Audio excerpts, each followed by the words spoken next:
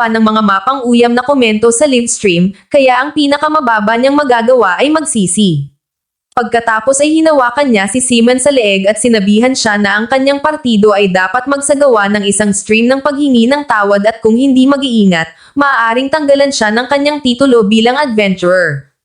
Kinabukasan, ipinaalam ni Marina kay Yoki na natuklasan na niya ang mahiwagang kahon, ngunit kakailanganin niya ang kapangyarihan ng alchemist nito para gumana ito. Pumayag si Yoki na tulungan siya at hinawakan nila ang kahon habang nagsisimula siyang maalala ang mga alaala ni Marina. Agad na naging espada ang kahon, na humanga kay Marina. Di nagtagal, bumalik si Yoki at ang iba pa sa piitan upang simulan ang isa pang pagsisiyasat. Habang ginagawa ito, bigla silang nakarating sa isang bukas na parang, kaya pinayuhan sila ni Yoki na manatiling kalmado habang hinahanap niya ang kanyang teleskopyo, ngunit napagtanto nilang hindi niya ito dala. Pagkatapos ay inalok ni Rain na gamitin ang kanyang mga mata sa teleskopyo, kaya inilagay niya ito sa kanyang mga balikat, at tiningnan niya ang kapaligiran. Habang ginagawa ito, itinuro niya na nakakakita siya ng bahay, kaya tumungo silang lahat doon. Pagdating sa bahay, nag-isip si Yoki kung ligtas bang pumasok dito or kung niloloko lang sila ng piitan. Nang sandaling iyon, isang matandang babae ang lumabas mula sa bahay upang salubungin sila at alukan sila ng tsaa. Nagulat sila, at tinanong nilang lahat kung sino siya, ngunit sinabihan lamang niya silang pumasok sa bahay, na nangakong ibibigay sa kanila ang buong detalye sa loob. Humingi ng tawad si Yoki sa kanya dahil hindi nila tatanggapin ang kanyang alok, ngunit ang bahay ay biglang nag-iba sa isang propesyonal na bersyon ng sarili nito na nag-iwan sa kanila ng takot. Ang mas malala pa, ang babae ay nag-transform bilang Persephone, isang magandang babae na nagsabi kay Yoki na dapat niyang pasalamatan ang kanyang mga bituin sa hindi pagpasok sa bahay dahil ito ay isang bitag.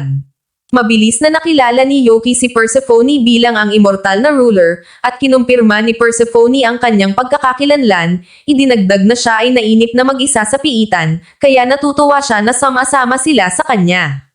Agad, nagmakaawa si Yoki para sa kanilang paglaya, na nangakong babalik sa kanya kapag nasawi na siya. Kaya, naglagay siya ng sumpa sa kanya bilang simbolo ng pag-alaala. Bagamat ang epekto ay nagpapasuka sa kanya, sinabihan niya silang umalis.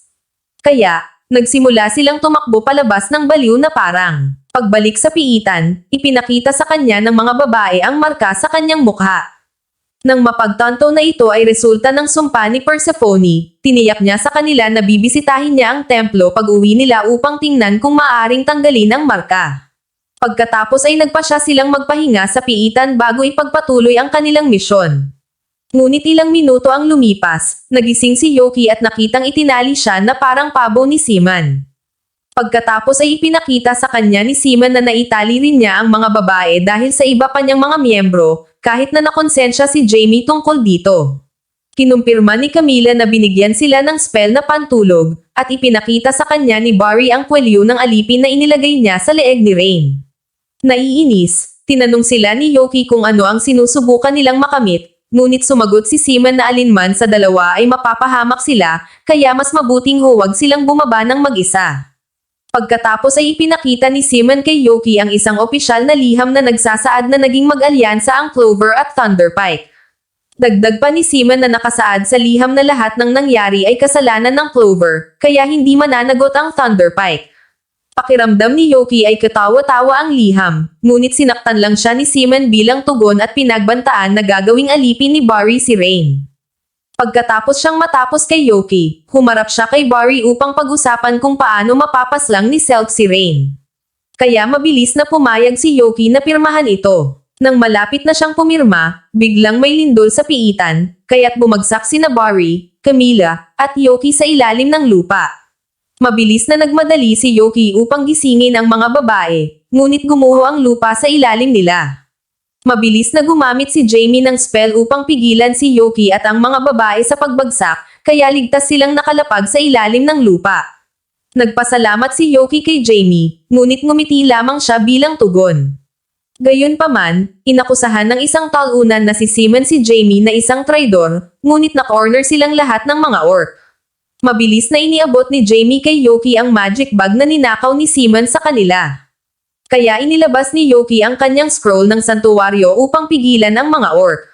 Naglagay din si Jamie ng spell upang gisingin ang mga babae. Nang makitang gising na sila, inilabas ni Yoki ang scroll ng paglabas upang makaalis sila sa spell nito. Pagkatapos ay sinabihan niya si Jamie na dalhin si Simon at ang iba pa upang tumayo sa spell, ngunit naramdaman ni Jamie na hindi patas na gawin ito pagkatapos ng lahat ng kanilang ginawa sa kanya. Bigla, dinukot ni Simon si Rain kapalit ng kanyang ligtas na pagbabalik, ngunit sinaktan ni Jamie si Simon at sinabihan si Rain na iligtas ang kanyang sarili.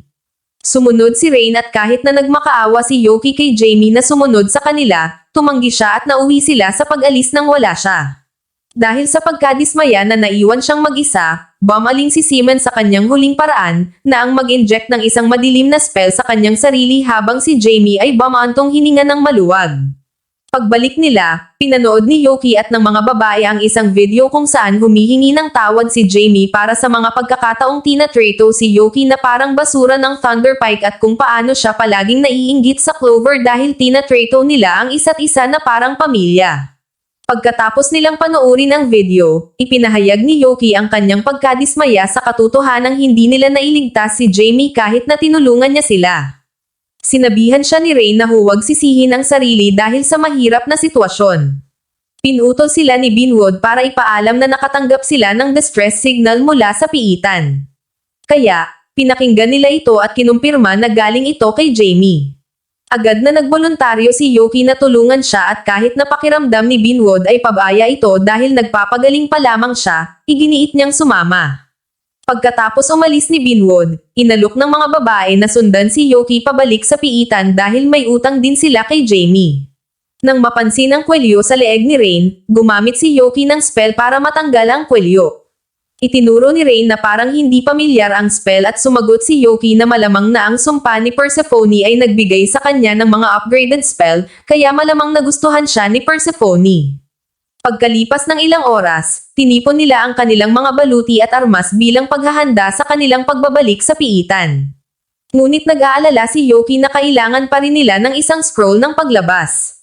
Nang sandaling iyon, nakarinig sila ng katok sa pinto at binuksan ito ni Yoki para lamang makasalubong si Lucint, isang literal na alpha na naglalakad at isang manlalakbay na may A-rank na gustong bigyan siya ng isang scroll ng paglabas. Gayunpaman, tinanong ni Lucint kung bakit pupunta si Yoki sa Achromatic Darkness gayong narinig niya ito mula kay Binwood, at sumagot si Yoki na gustong-gusto niyang iligtas ang isang kaibigan. Dahil doon, inabot sa kanya ni Lucint ang balumbon bago umalis. Pagkatapos umalis ni Lucint, ipinaliwanag ni Nene na kalahati ng grupo ni Lucint ay minsang nolipol sa isang piitan. Kaya, nagtaka si Yoki kung iyon ang dahilan kung bakit niya piniling tulungan sila. Di nagtagal, dumating si Yoki at ang mga babae sa pasukan ng piitan. At kahit ayaw ni Binwood na umalis sila, tumanggi si Yoki na magpapigil. Kaya, bumaantong hininga si Binwood at binigyan sila ng go-ahead. Dahil doon, tumungo sila sa piitan. Sa loob, nilalabanan nila ang bawat halimaw na makakasalubong nila sa daan hanggang sa makarating sila sa isang inabandonang lungsod. Napansin ni Nene ang bakas ng dugo sa sahig, kaya sinundan nila ito, kumbinsido na maaaring dugo ni Jamie iyon. Nang sa wakas ay matagpuan nila si Jamie, hinaranggan ni Simon ang kanilang paningin. Nagulat sila nang makita si Simon dahil inakala nilang nasawi na siya, ngunit nang makitang mukhang Shadow Stalker ito, naniniwala si Yoki na ginawa na niyang undead ang sarili niya. Pagkatapos ay inatake sila ni Simon, ngunit nagpasya si Marina na akuan ang responsibilidad para tapusin si Simon. Habang patuloy silang lumalaban, napansin ng iba na muling nag-regenerate ang katawan ni Simon matapos matamaan, at kinumpirma niya na isa na siyang immortal. Pagkatapos nito, naglagay siya ng spell kay Yoki at sa iba pa, ngunit hinaranggan ito ni Yoki gamit ang kanyang Scroll of Light Shield. Pagkatapos ay inatake ni Yoki si Simon, at pagkatapos ng ilang oras na pakikipaglaban, naglagay si Yoki ng isang malakas na spell kay Simon na naging dahilan upang sumabog siya sa loob at maging isang kebab. Tinanong ni Marina kung bakit hindi na lang siya pinaslang ni Yoki, at sumagot siya na wala na siyang magagawa dahil immortal na siya ngayon, kaya wala na siyang ibang magagawa kundi ang tanggapin ang spell. Pagkatapos ay pinagaling ni Rain ang sugat ni Jamie ngunit napagtanto ni Yoki na hindi pa rin gumagaling ang sugat. Kaya inilagay niya ang kamay ni Jamie sa marka sa mukha nito, nagcast ng spell na inaasahan niyang gagana, at agad na gumaling ang sugat. Di nagtagal, nilapitan ng mga Shadow Stalker ang isang takot na si Simon upang atakihin siya habang pinapanood siya ng iba. Kinumpirma ni Yoki na si Simon ay mananatili sa piitan magpakailanman bago ipatawag ang Scroll of Exit. Pagkalipas ng isang linggo, sinabi ni Binwood kay Yoki na sususpindihin niya ang Clover ng isang buwan dahil nalaman ng hari na bumisita sila sa piitan ng walang pahintulot. Sinabi rin ni Binwood kay Jamie na aalisan siya ng kanyang kwalifikasyon bilang isang adventurer sa loob ng isang taon. Nadama ni Jamie na magaan ang parusa dahil miyembro siya ng Thunderpike, ngunit nagpapasalamat pa rin siya sa kanyang pagkabukas palad. Nang sumunod na linggo, nakipagkita si Yoki kay Mummer sa guild upang sabihin sa kanya na nais niyang gawing permanenteng miyembro ng Clover si Nene. Nag-alok si Mummer na ihanda ang mga papeles para doon ngunit binuksan niya ang pinto at nakitang nahuhulog si Nene dahil sa pagiging chismosa nito sa kanilang pag-uusap. Mabilis na sinabi ni Nene na naroon siya dahil gusto ni Selk na magpadala siya ng mensahe kay Yoki. At nang tanungin ni Yoki kung gusto niyang sumali sa Clover, masayang ipinahayag niya ang kanyang interes. Pagkatapos nito, inabot niya sa kanya ang isang sulat mula kay Selk. Kaya, binasa niya ito at sinabihan siyang payagan silang bumisita kay Jamie. Di nagtagal, nakita nila si Jamie na inaayos ang mga libro sa library ng guild, at ginamit ni Jamie ang pagkakataong ito upang pasalamatan si Yoki sa pagbibigay sa kanya ng trabaho sa guild.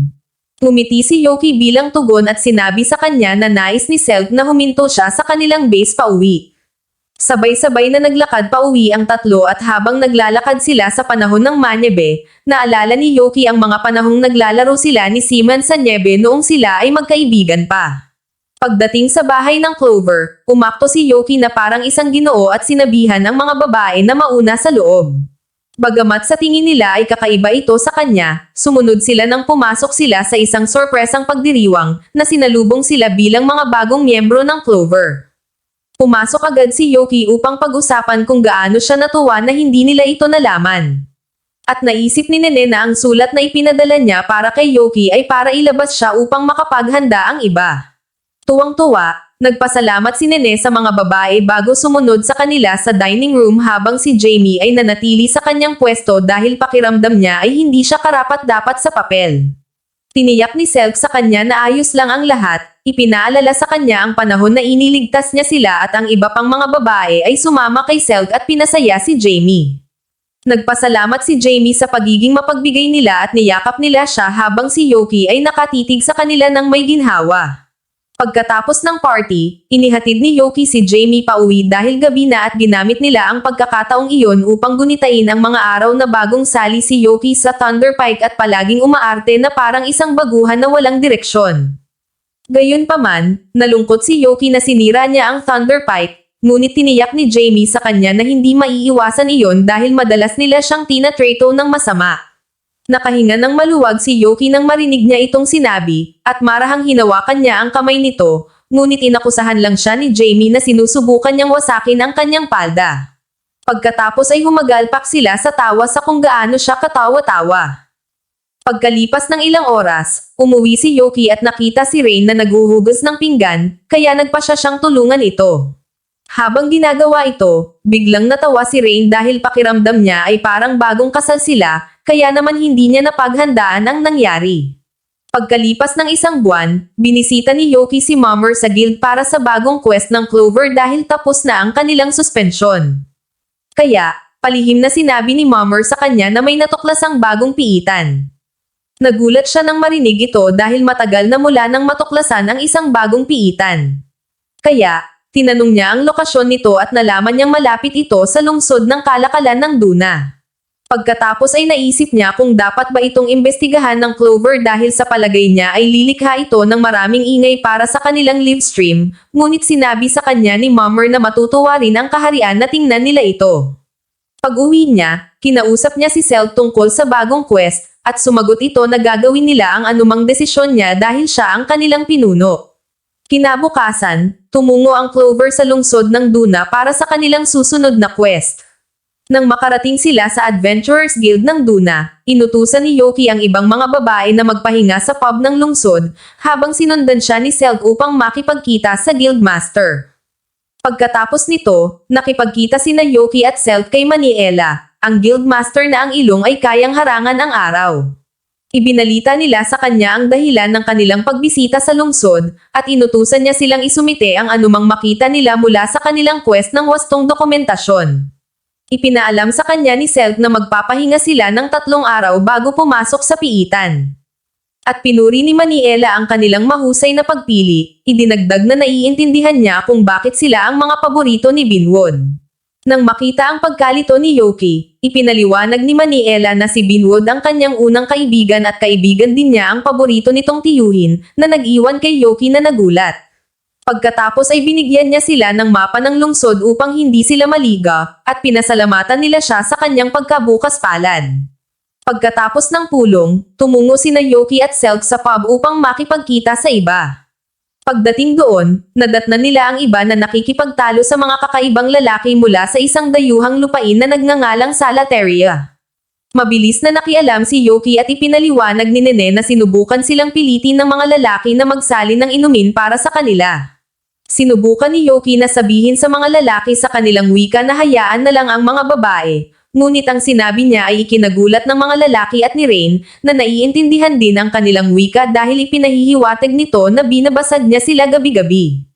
Iniwan sila ng mga lalaki, ngunit nais ng mga babae na magpatuloy ang pagtatalo upang mapapante sila sa kabilang buhay. Pagkalipas ng ilang oras, tumungo silang lahat sa inn na kanilang tutuluyan, at ipinaliwanag ni Yoki sa mga babae na ang mga lalaki ay talagang itinuturing ang mga babae bilang ari-arian dahil iyon ang kanilang kultura. Nalilito, tinanong ng mga babae kung bakit sila umatras ng walang laban noon, at sumagot siya na iyon ay dahil malamang iniisip ng mga lalaki na ari-arian niya sila. Pagdating sa inn, mainit silang tinanggap ni Fina, ang tagapangalaga ng inn, at idinagdag na isa talaga siyang tagahanga ng kanilang trabaho. Dahil sa paghanga, nagpasalamat din ang iba sa kanya sa pagtanggap sa kanila, at pinag-usapan nila kung gaano katahimik ang kapaligiran. Kinabukasan, nagpulong sina Yoki at Selk kasama ang mga babae kung paano planuhin ang kanilang pagpasok sa bagong piitan. Ipinaliwanag ni Selk na ang tanging impormasyon na mayroon sila ay ang unang palapag ng piitan, na isang daluyan ng tubig sa ilalim ng lupa, ngunit dapat silang maging alerto dahil maaaring makasalubong nila ang mga halimaw sa daan. Idinagdag din niya na ang ibang mga grupo ay mag-iimbestiga sa piitan. Kaya, magiging labanan ito kung sino ang unang makakarating sa pinakamataas na palapag ng piitan. Pagkatapos ay ipinakita ni Yoki sa kanila ang larawan ng 2 grupo na inaasahang makakalaban nila at sinabihan silang ituring ang misyon bilang isang masayang hamon sa halip na isang kompetisyon. Kinabukasan, nakipagkita sila kay Maniela sa lawa malapit sa piitan para sa karagdagang impormasyon. At sinabi sa kanila ni Maniela na siya at ang mga iskolar mula sa Royal Academy ay magbabantay sa kanila habang sinisimulan nila ang misyon. Pagkatapos ay ipinaalam niya sa kanila na kung magagawa nila ng maayos ang trabaho, mapapangalanan nila ang piitan at ang pakikinig dito ay nagpapalakas ng kanilang moral. Nang makarating sila sa pasukan ng piitan, sinimulan ng kamera ang pagre-record at lahat sila ay bumati sa mga tao ng kaharian, ipinaliwanag kung tungkol saan ang kanilang susunod na misyon. Pagpasok sa piitan, naglakad sila sa hagdan habang pinapanood sila ni Maniela at mga iskolar mula sa Royal Academy sa pamamagitan ng livestream. Maya-maya ay napansin nila ang isang kakaibang kadena, kaya chinarge ni Yoki ang mga babae gamit ang kanyang mga spell at nagmadali silang atakihin ang kadena. Habang naroon, napansin ni Yoki at Rain na ang kadena ay may malakas na resistensya. Kaya, naglagay si Yoki ng maraming spell sa kadena upang pahinain ito, sa gayon ay binigyan si Marina ng pagkakataong hatiin ito sa 2. Pagkatapos ng laban, tinanong ni Yoki sina Rain at Selk kung alam nila kung bakit ang isang ordinaryong kadena ay kumikilos na parang isang galit na gladiator, at sumagot sila na pakiramdam nila ay parang sinapian ito ng isang bagay. Kaya, pinulot nila ang mga labi ng kadena upang ipakita sa Royal Academy para sa karagdagang mga pahiwatig. Habang ginagawa ito, napansin ni Yoki ang isang singsing sa mga labi. Kaya, idinagdag din nila ito sa koleksyon. Pagkatapos nito, inalok ni Nene na suriin ang lugar. At habang paalis siya, nag-aalala si Yoki na baka makasalubong pa rin nila ang mas malalakas na halimaw sa daan dahil mahirap harapin ang kadena. Idinagdag din ni Marina na naramdaman niyang tao ang kadena habang nilalabanan niya ito. Kaya napagpasyahan ni Yoki na maaaring may isang uri ng demonyong pagsapi doon. Nang sandaling iyon, bumalik si Nene upang sabihin sa kanila na natagpuan niya ang pugad ng kadena. Pagdating sa pugad, nagkomento si Yoki na ang silid ay mas mukhang isang pad ng mga binata kaysa sa pugad ng halimaw. Pagkatapos ay nakakita sila ng isang journal na may mga kakaibang sulatin, kaya umaasa silang matuto ng higit patungkol dito pagbalik nila. Habang palabas, biglang nakaramdam si Yoki ng kakaibang sensasyon na nagpapaalala sa kanya kay Simon, kaya naman nag-alala ang iba para sa kanya. Mabilis siyang nakabawi at iminungkahing magpahinga muna sila. Gumamit si Rain ng damit para takpan siya habang nagpapahinga at tiniyak sa kanya na maaari siyang sandalan nito para sa suporta kung kailangan niya. Di nagtagal, nagising si Yoki mula sa pagtulog at ipinaliwanag niya sa kanyang mga nag-aalalang kaibigan na ang liwanag sa piitan ay nagpapaalala sa kanya ng kulay ng langit noong nilabanan niya si Simon at na-trauma siya dahil dito. Agad siyang niyakap ng mga babae at sinabihan siyang laging maging bukas sa kanila tuwing may pinagdadaanan siya. Humingi siya ng paumanhin sa pagpapaalala sa kanila at nangakong pagbubutihin pa niya ang hinaharap. Pagkatapos ay nagpatuloy sila sa paglalakad hanggang sa matagpuan nila ang kanilang sarili sa isang inabandonang lungsod na may mga gusaling mukhang mataas ang kanilang credit score. Inutusan sila ni Yoki na bumalik upang mapag-usapan nila ito kay Maniela at sa mga iskolar, ngunit may narinig silang kakaibang boses na nagdulot sa kanila na maghanda para sa labanan. Nang sandaling iyon, isang matandang lalaki na nagngangalang Logie ang nagpakilala at ipinakilala ang kakaibang lungsod sa kanila bilang ang Gladshim. Naguguluhan, tinanong ni Marina kung siya lang ba ang nakatira sa lungsod, ngunit sumagot siya na ang hari at ang mga tao sa lungsod ay nasa paligid. Nagtaka si Yoki kung bakit hindi nila sila makita, ngunit tumanggi si Logie na magbigay ng karagdagang impormasyon at nawala. Habang papalabas sila ng Gladshim, itinuro ni Marina ang kanilang atensyon sa isang sugatang babae. Kinabukasan, nagulat si Yoki nang malaman ni Maniela at ng mga iskolar na hindi nagpakita si Logie sa livrim.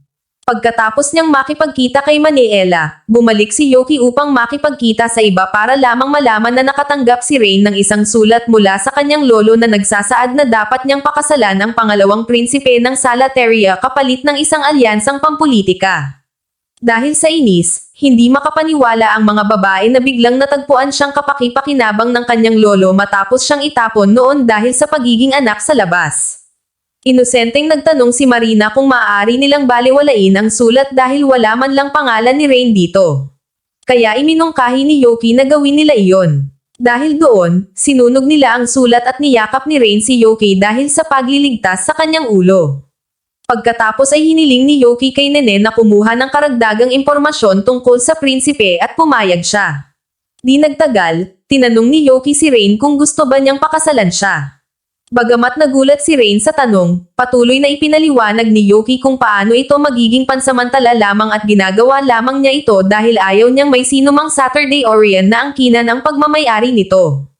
Namula, tinanggap ni Rain ang kanyang alok at nagyakapan sila. Kinabukasan, sinabi ni Maniela kay Yoki na naaprubahan na ang kasal nila ni Rain at kinutya siya kung wala siyang anumang nakatagong plano sa likod nito, kaya nahuli ang inosenteng si Yoki.